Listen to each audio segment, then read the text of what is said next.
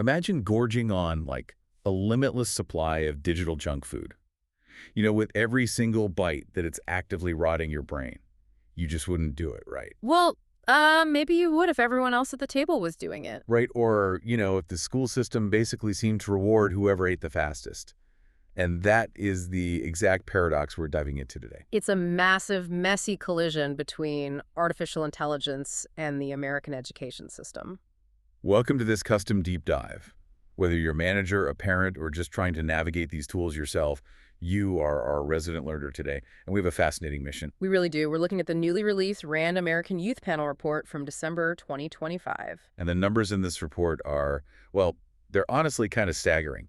Between May and December of 2025, just a 7-month window, student AI use for homework jumped to 62%. A massive spike. Yeah, but in that exact same breath, 67% of students expressed this genuine fear that AI is destroying their critical thinking skills. It's just a staggering level of cognitive dissonance. And, it's reshaping the entire educational landscape faster than we can even measure. So it's not just some software adoption curve. We're looking at millions of kids making this daily, highly conflicted trade-off. Exactly. They're trading short-term convenience for long-term cognitive capability. And the RAND data gives us a really unprecedented look under the hood. Okay, let's unpack this, because the sheer scale here is wild. Back in May of 2025, it was 48% of middle and high schoolers using AI for homework. By December, boom, 62%. Right, and we have to look at the specific vehicles driving that jump. It isn't just generic software. Chatbots are completely dominating the space. Which makes sense, yeah. ChatGPT remains the heavyweight, of course. It climbed from 45% usage up to 53% in that short window. But there was a breakout star too, right? Oh, absolutely. Google Gemini, it literally doubled its user base from 13% to 28%. And we're even seeing the rise of these highly specific niche tools. Things like Goth AI, which students are actively seeking out to bypass very specific types of homework friction. Okay, but hold on. Let me push back on something here, because this is where my brain just kind of gets stuck. Sure, go ahead. The data says 67% of students think this technology harms critical thinking. And even crazier, 60% of the kids actively using it for homework believe it's harming them. Yeah, the active users know it too. I just have a hard time believing a 7th grader is sitting at their desk making this deeply philosophical, long-term cognitive trade-off. Like, aren't they just stressed about deadlines and taking the path of least resistance? Well, it's tempting to dismiss it as just parroting what their parents say, right? But the qualitative data suggests something much deeper. Let's look at it through the lens of cognitive psychology. Think about what GPS did to our sense of direction over the last 20 years. When you outsource your navigation to a machine, you stop building a mental map of your city. Oh, totally. If my phone dies, I am completely lost. Exactly. And students are experiencing this exact phenomenon in real time, but with their academic skills, they're using AI as a cognitive GPS. So they can literally feel their mental maps atrophying. Yes. They recognize that struggling through a complex math problem or, agonizing over how to structure a paragraph is what actually builds neural pathways. But they know they're bypassing the growth. They do. But the immediate reward of a finished assignment just overrides that long-term abstract fear. There's actually a demographic split in this fear that I found really compelling. So male and female students are using AI at roughly equal rates, right? Right. The adoption is essentially universal. But female students are significantly more concerned about the harm. Like 75% of female students believe it's harming their critical thinking compared to 59% of male students. That is a massive gap.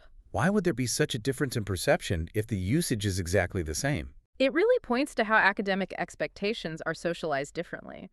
Sociological studies consistently show that female students often internalize academic pressure much more heavily. Ah, like the concept of doing the hard work. Exactly. They tend to place a higher premium on the actual process of learning as a measure of their own competence. So when a tool comes along that erases the process, It triggers a much deeper crisis of confidence, yeah. They use the tool because the environment demands output and speed, but they are acutely aware that the foundation of their competence is kind of being hollowed out. But that brings up a huge contradiction. If they feel this crisis of confidence, how do they justify clicking generate every single night? That's the million-dollar question. Like, they can't all just view themselves as rampant cheaters, right? They don't. And what's fascinating here is how nuanced the data gets. Students are essentially rewriting the moral rulebook for academic integrity in real time. Totally independent of the adults in the room. Exactly. They have drawn this incredibly stark line between the process of learning and the product of learning. Let's look at those top use cases. The RAND data shows 38% use AI to get better explanations of complex assignments. Which is basically tutoring. Right. And 35% use it to brainstorm. Another 33% use it to look up specific facts.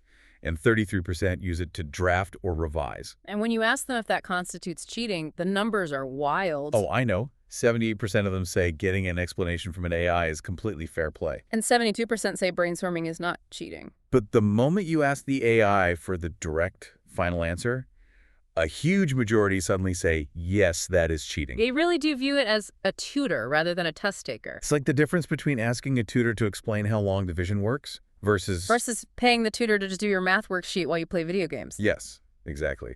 So why are they okay with one and not the other? It comes down to the psychology of agency and ownership. The human brain is surprisingly comfortable outsourcing the messy, ambiguous early stages of a project. The dreaded blank page syndrome. Right. Students view brainstorming and outlining as just administrative prep work. But they draw a moral line at outsourcing the final product. Because that's what represents their identity to the teacher. Exactly. They want to preserve their own agency in the final output. If the machine brainstorms, the student is still the architect. But if the machine writes the essay, they're just a copy editor. Precisely. They recognize they've become a copy editor of their own education. Okay, but here is the problem. Okay. If you're defining your own rules of engagement and the person grading you is using a completely different set of rules. That is a recipe for a total nervous breakdown. Yes, which leads us directly into this anxiety epidemic the report uncovers. The kids have the gray area figured out in their heads. Brainstorming is prep work, direct answers are cheating. But are the schools on the same page? The short answer is a resounding no. A total policy vacuum. It's unprecedented for a technology with a 62% adoption rate. According to the RAND panel, only about 1/3 of students report having a clear school-wide rule about AI. Meaning the vast majority are just flying blind. Operating in a landscape with zero institutional clarity. And as they get older, it just becomes a game of teacher roulette. The report says by college, 57% students say the rules depend entirely on which classroom they walk into. Imagine that level of stress. Seriously, learner.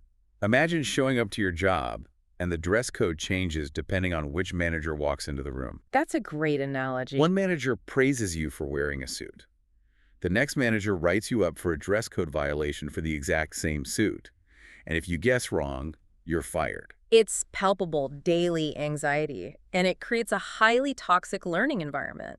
The researchers actually identify this as a stair-step pattern of anxiety. How does that stair-step work? Well, the older the student gets, the more they use AI to keep up with the workload. But simultaneously, they believe their teachers are actively surveilling them more. Running their essays through detection software and all that. Exactly. So the fear of being falsely accused of an academic crime skyrockets. And we've all seen the headlines about those faulty AI detectors flagging completely human-written work. It's a very real fear. And again, that gender divide pops up.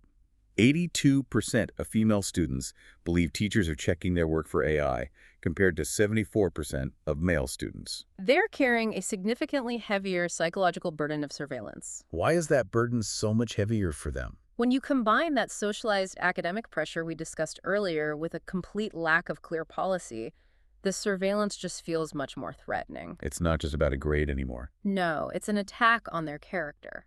When schools leave this up to individual teachers, they're actively breeding paranoia. A student might be praised for being resourceful in first period English. And then threatened with suspension in second period history for the exact same tool. Exactly. Okay, let's look at the whole board here. Massive 62% adoption rate in just over half a year. Kids feeling like their cognitive maps are atrophying. A highly subjective gray area of cheating. And this anxiety epidemic fueled by surveillance and zero policy.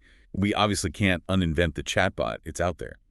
So how did the RAND analysts suggest we actually fix this mess? They offer a really structural solution, but it requires a fundamental paradigm shift. Right now, most unguided AI use is what they call cognitive offloading. Cognitive offloading. Okay. That's the digital junk food. The student uses the AI to do the heavy lifting. The machine thinks. The student copies. The brain atrophies. So what's the alternative? Schools need to design policies around cognitive augmentation instead. Cognitive augmentation. Okay, honestly, on paper, that just sounds like a corporate buzzword. Right. I need a concrete example. Fair enough. Let's say you're a high school junior writing a 10-page thesis on the American Civil War. Okay. What does offloading look like versus augmentation? Offloading is opening ChatGPT the night before and typing, "Write me a 10-page essay on the economic causes of the Civil War." The machine does everything. Right. It generates the thesis, organizes paragraphs, picks the evidence. The student might tweak a few words, but they learn nothing about history or structuring an argument. That's the classic GPS atrophy. Yeah. You arrive, but you don't know the route. So how do we force augmentation with that exact same assignment? In a cognitive augmentation scenario, the AI spurs deeper thinking. The teacher instructs the student to come up with their own thesis first. Okay. Say the student writes, "The Civil War was primarily caused by Northern industrialization."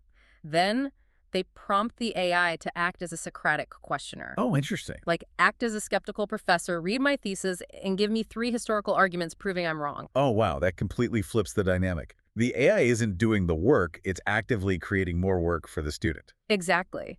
It provides opposing viewpoints, maybe abolitionist movements or political compromises. Then the student manually integrates those counterarguments. They have to defend their original thesis against the AI.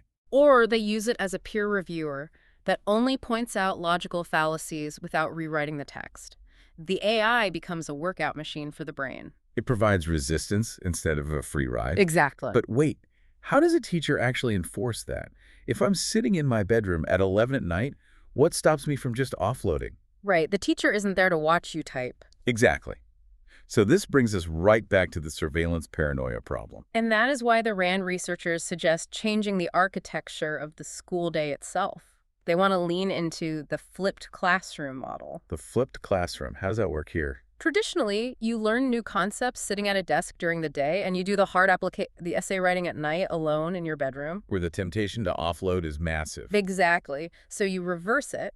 The student encounters new material at home. They read, they watch a lecture, and crucially, they use AI as a tutor to explain confusing concepts. Which 78% of them already think is ethical anyway. Right. They get explanations, they brainstorm, and then Here's where it gets really interesting. the actual synthesis, the heavy lifting of writing the essay, happens the next day, physically inside the classroom. During teacher-led AI-free class time. Yes. This solves the surveillance problem entirely. The teacher doesn't have to be a paranoid cop running essays through fake detectors. Because you're literally watching the kid write it in front of you. That completely eliminates the anxiety of false accusations. It does. And if we connect this to the bigger picture, it preserves what neuroscientists call cognitive friction. Cognitive friction. The goal of education isn't to remove all friction. Friction is where learning happens. When you wrestle with a clunky sentence, your brain is physically building neural pathways. So if AI removes the friction, the mind atrophies. Exactly. The flipped classroom ensures the friction happens in the right place, with the teacher there to guide them, rather than offshoring the struggle to a server farm. So what does this all mean for you, our learner? Let's distill this journey. We started with a staggering 62% surge in AI homework use. And that great paradox of students fearing their own mental decay. We unpack the gray area of cheating outsourcing process versus product. And we looked at the real anxiety caused by terrible school policies and surveillance. But the path forward isn't pretending the tech doesn't exist. It's transitioning from offloading to augmentation. Restructuring the environment to keep cognitive friction alive. We can't uninvent the junk food, but we can definitely change the diet. Absolutely. But I want to leave you with one final provocative thought to mull over today. Let's assume we pull this off. Schools successfully implement cognitive augmentation, and kids routinely use AI as a Socratic debate partner. A really fascinating hypothetical. How will that fundamentally change our baseline definition of a good student? For over a century, we've measured intelligence by how much you can memorize for a standardized test. Right. But we're moving to a future where factual answers are instantly available everywhere. If the machine has all the answers, maybe the good student of tomorrow will be judged completely differently. It forces us to reevaluate human curiosity itself. Will future intelligence be measured less by what you can memorize and more by the quality, depth, and nuance of the questions you know how to ask your AI? In a world of infinite answers, the ultimate human skill becomes the art of inquiry. Something to think about the next time you type a prompt into a chat box. Are you asking the machine to do the work for you, or are you asking it to make you work harder? Great question. Thank you for joining us on this deep dive. We respect your time, we love your curiosity, and we'll see you on the next one. Keep learning.